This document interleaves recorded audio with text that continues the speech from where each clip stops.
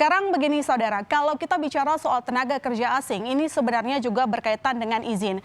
Jadi untuk mereka, para TKA yang datang ke Indonesia, izinnya diberikan kalau proyeknya berdasarkan strategis nasional begitu. Nah, kami akan bacakan bagaimana sebenarnya kebutuhan tenaga kerja asing di Indonesia dengan total tenaga kerja asing yang sudah masuk ke Indonesia. Di tahun 2020 saudara ada peningkatan sekitar 3.000 ya. Jadi sekarang di tahun 2020 ada 98.000 lebih TKA yang ada di Indonesia. Ini artinya 2018 lalu hanya sekitar 95.000.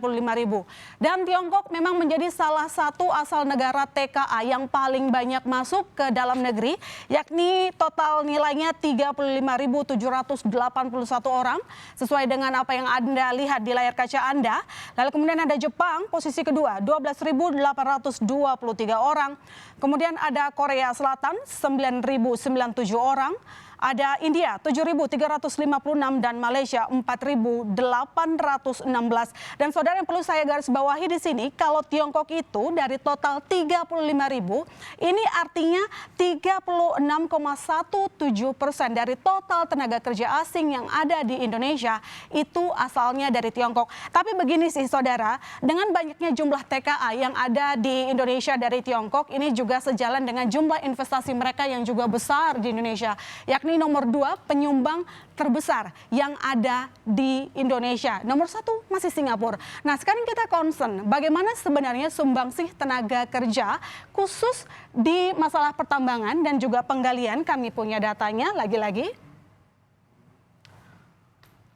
Oke, jadi sebenarnya saudara di masalah tenaga kerja di pertambangan dan juga penggalian itu totalnya hanya sekitar 1,5% dari total tenaga kerja yang ada di Indonesia. Paling besar masih pertanian, perdagangan, manufaktur. Mereka cuma 1,5%.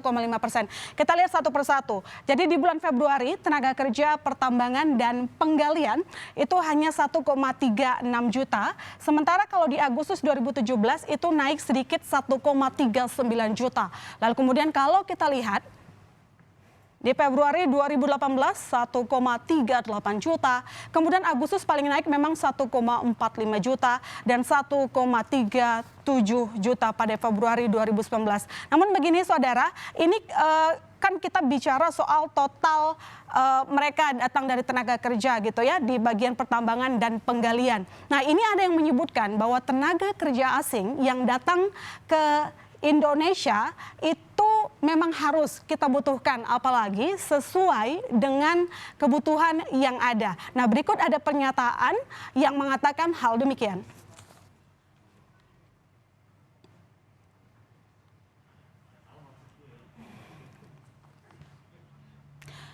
Ya, mungkin tampaknya ada kesalahan teknis saudara. Sekarang kita akan terhubung langsung dengan Menteri Koordinator Bidang Perekonomian Erlangga Hartarto. Pak Erlangga, selamat malam. Selamat malam. Oke, terima kasih waktunya. Pak Erlangga, ini kalau kita lihat sekarang masalah TKA yang masuk ke Indonesia menimbulkan reaksi di masyarakat. Mengapa kita harus menggunakan TKA untuk mengerjakan proyek smelter, Pak Erlangga? Pertama, masyarakat yang bekerja di sektor industri itu ada 17 juta pekerja di sektor itu. Kemudian yang tenaga kerja keseluruhan kita 95.000. Jadi dari segi persentasi sebetulnya relatif kecil. Pekerja migran Indonesia yang kerja di Malaysia, kemudian di Korea, di Taiwan, itu jumlahnya jauh lebih besar daripada TKA di Indonesia. Jadi tentu kita mesti melihat semua dalam perspektif keseluruhan. Yeah. Nah, 1 triliun investasi itu mempekerjakan 1.000 orang. Itu rule of thumb-nya demikian.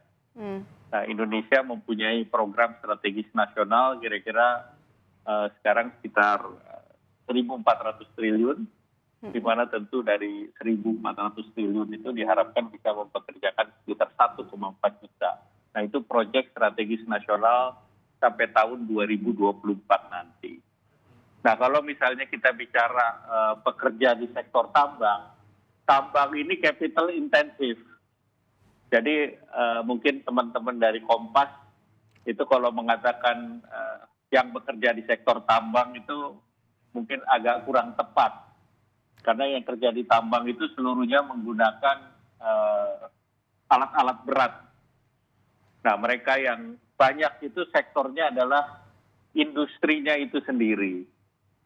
Nah, oleh karena itu kalau kita lihat investasi smelter itu yang di Morowali misalnya, investasinya 32 triliun, sehingga tenaga kerjanya 30.000.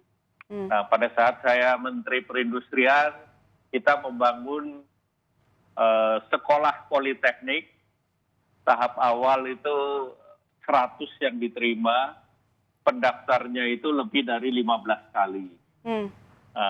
Sehingga tentu kita mendorong kapasitasnya dinaikkan menjadi 300%, dan laboratorium yang ada itu jauh lebih maju dibandingkan dengan yang ada di perguruan tinggi. Nah, kemudian kalau kita lihat di Kendari itu kan bagiannya dari Konawe. Konawe itu investasinya 13 triliun. Artinya yang bekerja itu 300. Dan kemarin yang dipersoalkan itu adalah 500. tenaga kerja yang sudah punya kitab, yaitu izin kerja. Jadi wajar kalau orang punya izin kerja itu untuk datang, karena mereka ini menjadi teknisi ahli. Karena tanpa teknisi ahli, teknisi ahli sebanyak itu ya Pak Erlangga, 500. Ya kalau 13.000 yang kerja, kalau 10% atau 5% masih wajar. Oh, berarti nanti sisanya bisa anak negeri gitu ya yang bekerja berkontribusi di smelter itu? Yang 13.000 anak negeri, yang mereka kan expertnya kan terbatas. Biasanya kalau di pabrik itu expert 5 atau 10%. Jadi itu masih dalam taraf yang, apalagi ini pabrik ini sebagian masih dalam taraf konstruksi. Demikian pula di Pulau Bintan, itu ada alumina sedang dibangun, sekarang sudah invest 8 triliun, tenaga kerjanya 8.000, dan itu nanti potensinya naik menjadi 17 triliun, dan itu potensinya 17.000 bekerja di sana. Baik. Jadi yang paling penting ini adalah penciptaan lapangan kerja. Pak Erlangga, jadi sektornya bukan tambang, ini harus clear. Tapi kita nanti akan lanjutkan sedikit, Pak, karena kan di sini concern pemerintah membangun smelter untuk hilirisasi, menambah nilai tambah pemasukan negara, begitu kan? Kita akan lanjutkan nanti, saudara jangan kemana-mana, tetap di Berita Utama.